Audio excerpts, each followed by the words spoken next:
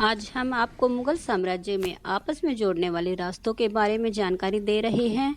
मुगल साम्राज्य को आपस में जोड़ने वाले मुगल राजमार्ग अथवा व्यापार रास्तों पर कोस मीनार या मील खंबे वस्तुतः मील के पत्थर होते थे। वे सर्वप्रथम शेरशाह सूरी द्वारा दूरी को दर्शाने के लिए बनाए गए थे। एक कोस मीनार 2 मील की दूरी को दर्शाता है। 2 कोस मीनारों के बीच की दूरी लगभग 4 मील के बराबर है। यह ईंट व पत्थर से बनाए गए थे। ये करीब 25 से 30 फीट ऊंचे गोलाकार खंबे के आकार में होते हैं। इन खंभों के डिजाइनों में थोड़ा सा अंतर हो सकता है, परंतु इसकी उपयोगिता एक जैसी ही है। बाद में यह मुगल साम्राज्य के दिन प्रतिदिन प्रशासन के कार्यों में बहुत सहायक रहे, क्योंकि यहाँ पर शाही व विश्वसनीय संदेशों को तीव्र गति से आदान प्रदान कराने के लिए घोड़ों, घुड़सवारों व ढोल वालों की तैनाती होती थी। इन्हें यात्रियों के विश्राम केंद्र के रूप में विकसित किया गया व आसपास में सराय निर्मित की गई। जिन रास्तों पर यह कोस मीनार बनाई गई वे चिरकाल से उपलब्ध हैं। फलस्वरूप यह मीनार प्रसिद्ध युद्ध मैदानों, स्मारकों व प्राचीन नगरों के समीप होती थी। मुगल काल के घुड़सवारों के द्वारा उपयोग में लाए गए प्राचीन रास्तों को बाद में आधुनिक राजमार्गों में परिवर्तित कर दिया गया। इनको लगभग 1556 ईस्वी से 1707 ईस्वी के मध्य निर्मित किया गया था। भारतीय पुरातत्व सर्वेक्षण की रिपोर्ट के आधार पर 49 कोस मीनार हरियाणा में हैं, जिनमें से जिला फरीदाबाद में 17, सोनीपत में 7, पानीपत में 5, करनाल में 10, कुरुक्षेत्र व अंबाला में 9 एवं जिला रोहतक में 1 स्थित है।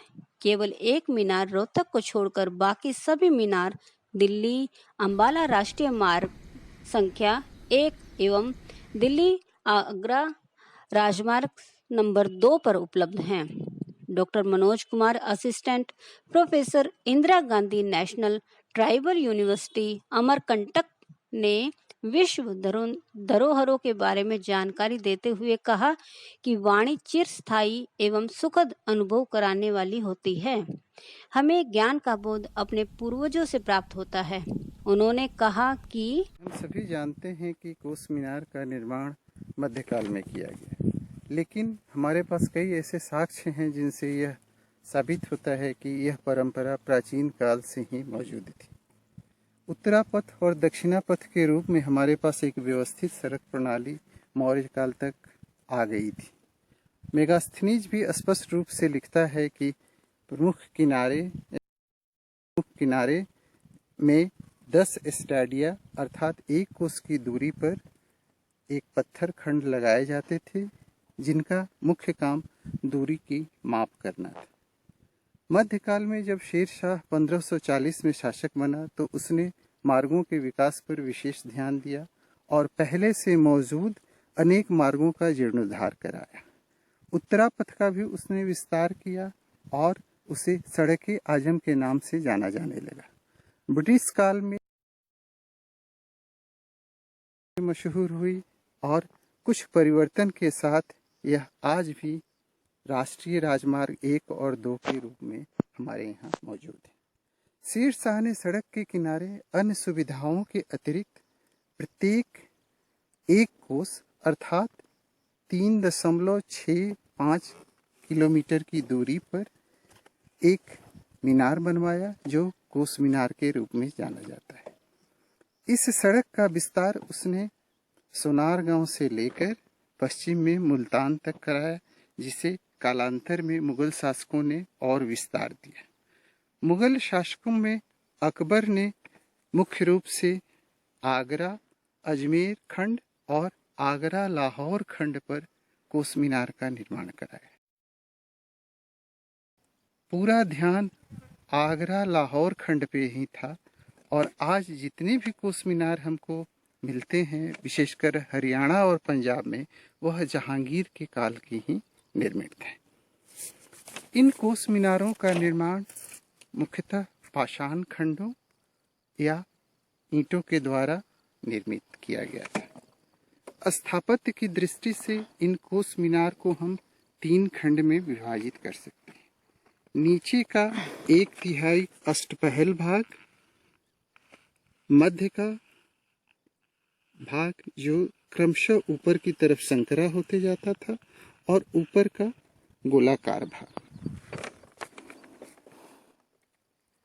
ये इन कोस मीनारों को अगर हम पहचानने, विभिन्न शासकों द्वारा निर्मित कोस मीनारों को अगर हम पहचानने का प्रयास करें, तो हम यह पाएंगे कि अकबर के समय के कोस मीनार मुख्य रूप से पाषाण खंडों के निर्मित थे, जबकि जहांगीर के समय के कोस मीनार ईंटों के द्वारा निर्मित थे।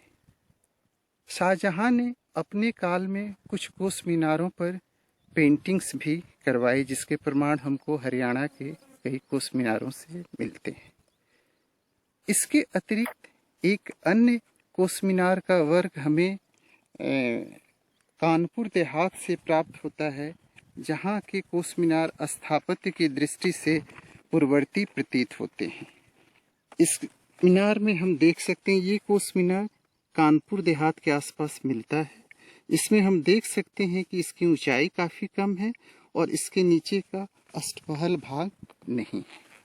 जहाँ तक मेरा मानना है, मैं इस तरह के कोस मीनार को ऐसा मानता हूँ कि यह शेर शाह के द्वारा निर्मित कराया गया है, जो आजकल केवल कानपुर देहात क्षेत्र में मिलता है, बाकी जगह वो नष्ट हो गए होंगे।